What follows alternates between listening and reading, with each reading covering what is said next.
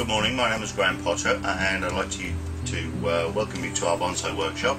The material for today is a Scots pine.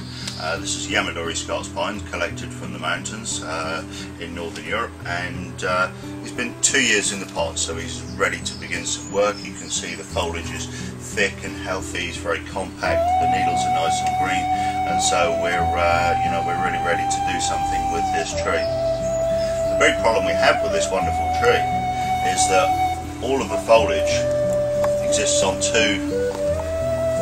three very long branches, and so while the styling of this tree is going to be very simple and there's not going to be much dead wood or carving work to do, what we do have to do with this material is some raffia and wiring to do some quite considerable bends of these branches to bring the foliage into play.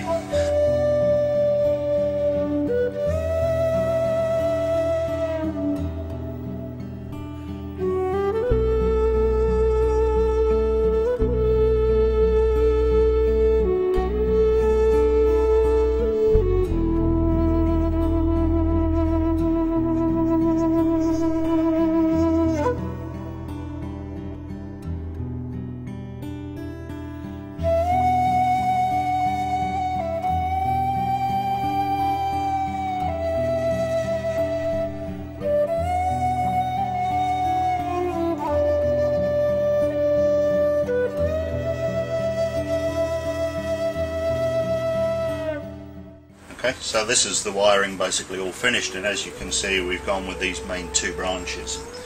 This piece of the trunk here has another one at the back, which I don't think we're going to need in the overall design of the tree, but we're just keeping it just in case we get so far down the road and we decide that perhaps we can incorporate it.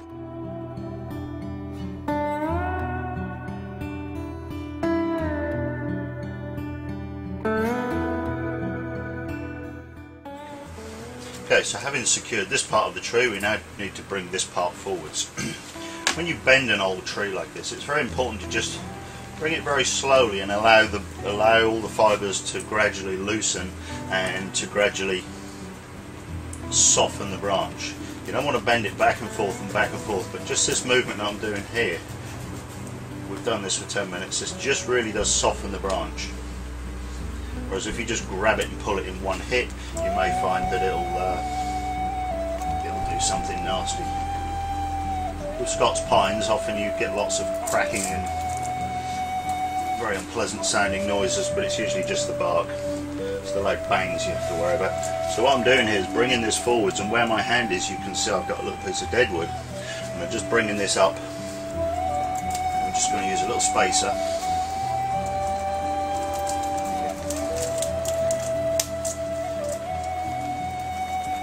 Because when the branch is finally set in place, we want a little gap between the branch beneath, and then a small piece of wire over that jig.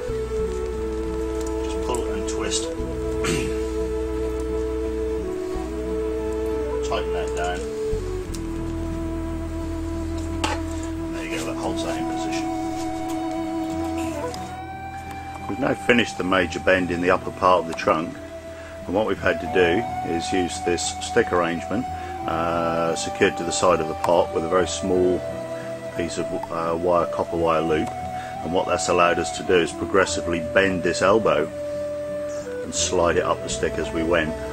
It's moved the elbow forwards and also up into the air, which is going to be quite attractive for us at the end. As I said, it's much better than actually applying wire to the branch. So now you can see the two main branches we've got here. The one on the upper side of the picture obviously is going to be very easy to now bend into an apex, and then the lower branch here is going to go down and backwards, and then we'll bring that forwards again to build the lower half of the tree. So you can see from this angle here we're progressively starting to have a much more interesting shape.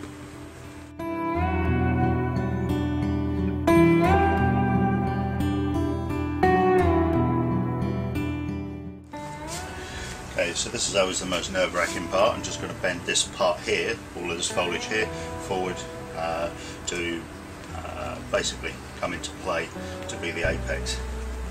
And what I'm doing here is using a pair of gym pliers, holding the copper wire and twisting the copper wire as I bend with my hands, so the whole thing is done in quite a controlled manner. And then we just do it in a series of stages, just to allow the branch to soften and flex as it goes.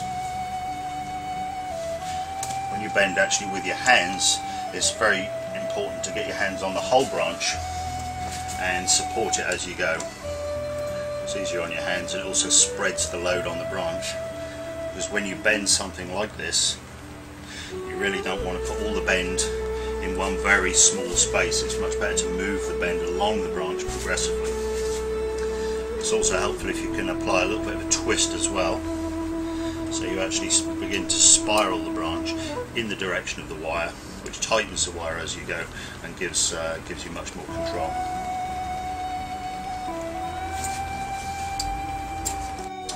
Okay, you can now see the apex of the tree is beginning to take shape. Now, in order to incorporate this lower branch into the tree, we need to bend this towards the back and then bring the foliage forward. So it helps to shorten it, but also it helps us to put the obviously the foliage in the position we want. But this side branch, or this back branch that we were keeping, that we mentioned earlier, you can now see from this angle it's just too far away from the rest of the tree, and while it's possible to bend this, it is attached to this long part here which is fairly straight and uninteresting. So we have decided now that we've brought all this into play and we can see where the tree is going to go, so now it's time for this to be removed. And in time we'll leave a stub under here, so in time this will become a gin, but for now, because we're using it to secure this upper branch, we're just going to leave it as a stub. So like I say, we can, I'm now confident that we can remove this. It is a large part of the tree, but it really isn't going to help to try and incorporate this, because it's just going to make just too much of a mass of foliage, which is not going to make a well proportioned bonsai at the end. So there you go, that's that piece.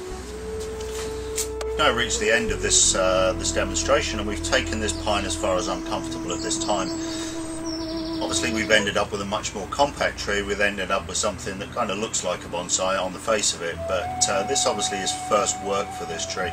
So really our main concern has been in placing the large branches and bringing the foliage much closer to the trunk, compacting the tree and getting rid of the foliage that we really didn't need, with cutting the large piece off the back and so on and so forth. So like I say, you can see the future of the tree at this point, but in no way is this an attempt at making a finished bonsai, because that's going to take several more years to really refine and define this tree as bonsai. But hopefully it's given you some idea how we can, using some bending techniques and so on and so forth, we can build the basic foundation for what will become a good bonsai.